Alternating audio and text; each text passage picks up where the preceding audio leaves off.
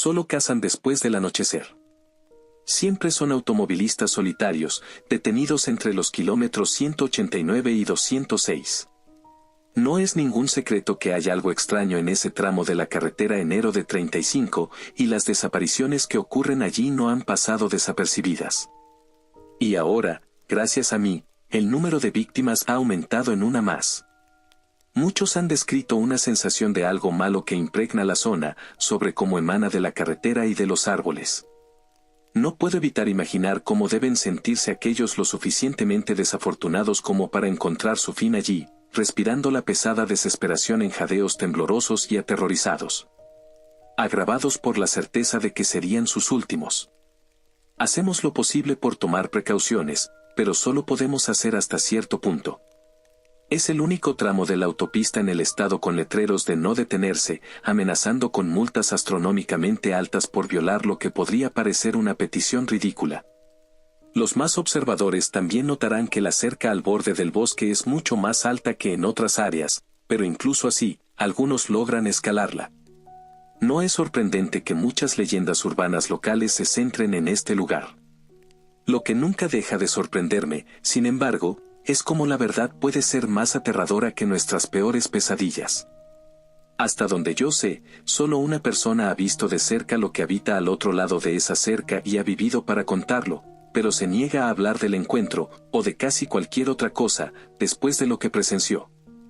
Es una presencia que solo han visto aquellos lo suficientemente desafortunados como para morir entre los kilómetros 189 y 206 de la carretera. Antes de la semana pasada, no había perdido a nadie durante mi turno.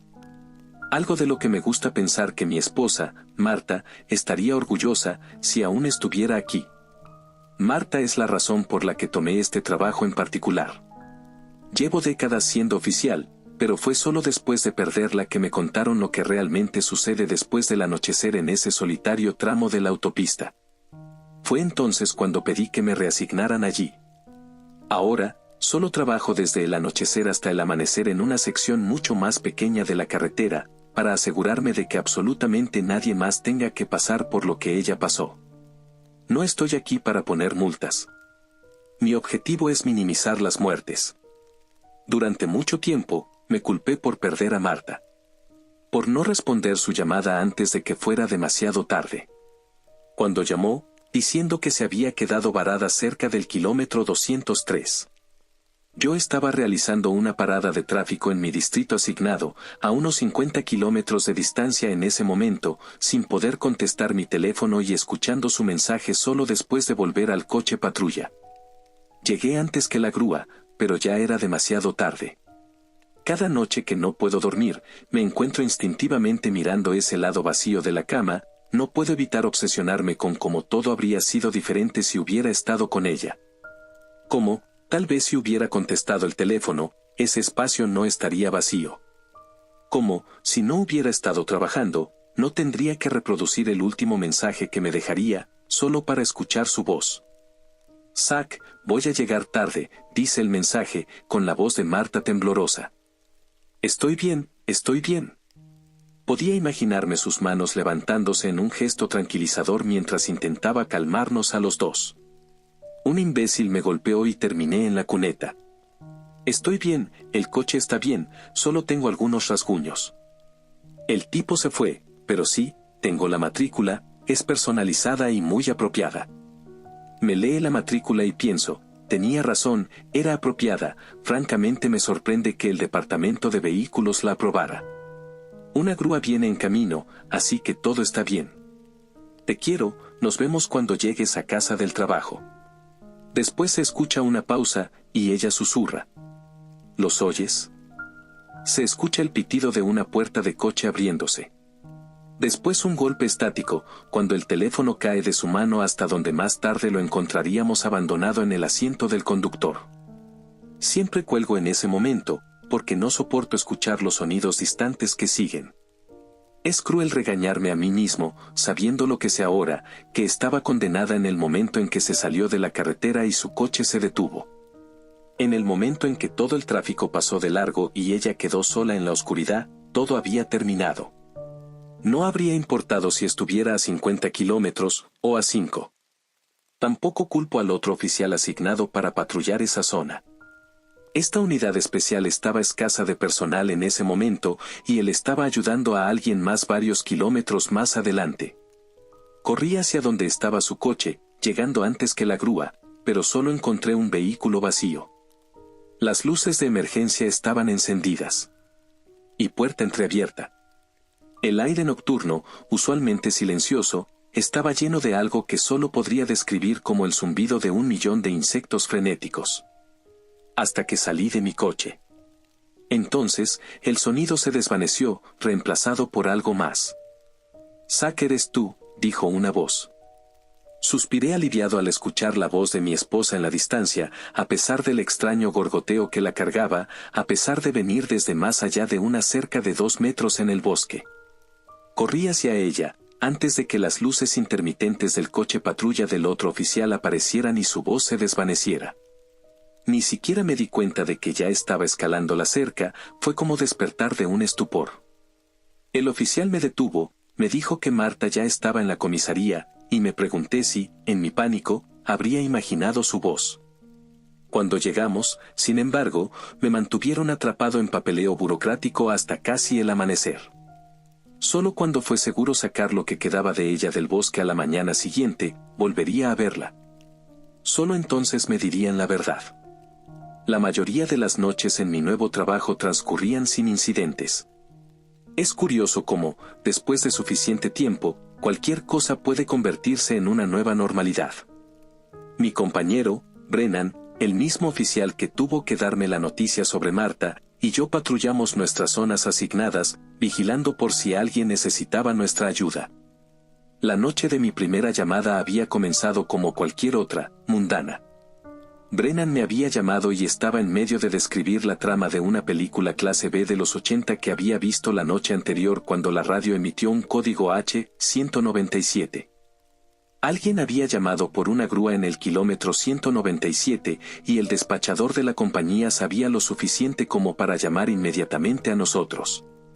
Yo era el más cercano, así que encendí las luces y la sirena y me dirigí hacia allí, acelerando a través de los oscuros pinos que convertían la autopista en un túnel de oscuridad. El sonido y la luz sirven para ganar tiempo a los automovilistas varados, una distracción que los alcanza antes que yo, pero lo que realmente disuade a lo que acecha más allá de la cerca parece ser la presencia de otra mente. Otro objetivo. Al principio, pensé que había llegado demasiado tarde. El coche estaba vacío, y solo después de que mis ojos se adaptaron vi al conductor, ya al otro lado de la cerca, caminando hacia la oscuridad del bosque. Le grité y se giró hacia mí, aturdido. En los breves momentos antes de que la presencia en la oscuridad se quedara en silencio, capté un susurro de una voz familiar filtrándose, flotando junto con la oscuridad misma. Enfoqué mi linterna en su dirección y sus pupilas, tan dilatadas que habían engullido sus iris, se contrajeron de nuevo mientras parpadeaba, confundido. Mientras él me miraba, pude ver mi luz reflejada en innumerables pares de ojos, pequeños puntos brillantes flotando en la oscuridad detrás de él, antes de que retrocedieran al notar mi presencia. El conductor se quedó en shock por un largo momento, antes de intentar frenéticamente, y fallar, escalar la cerca para alcanzarme.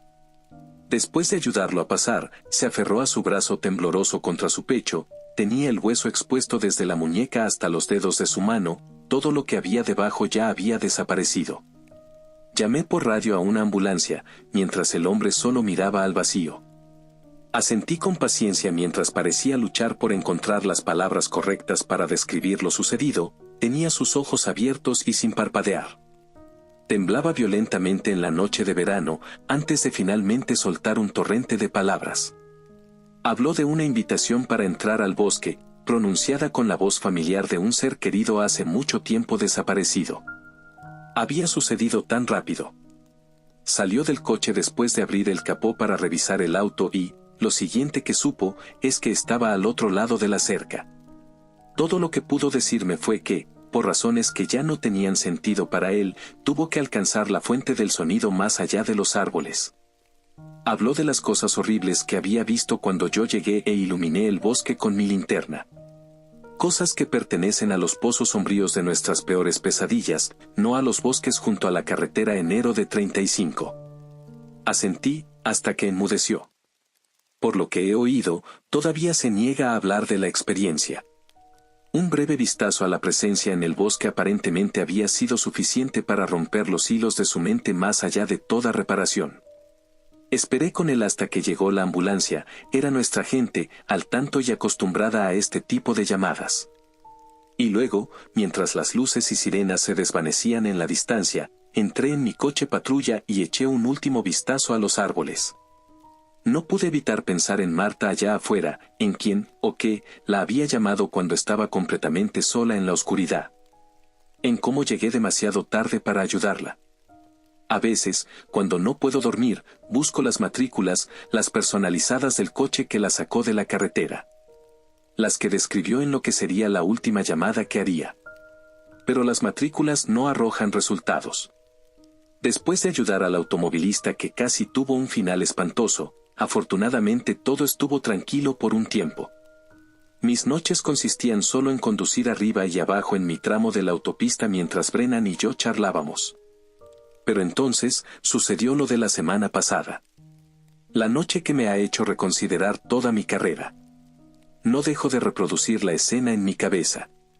El coche pasa a toda velocidad junto a mí, debe ir a más de 190 kilómetros por hora.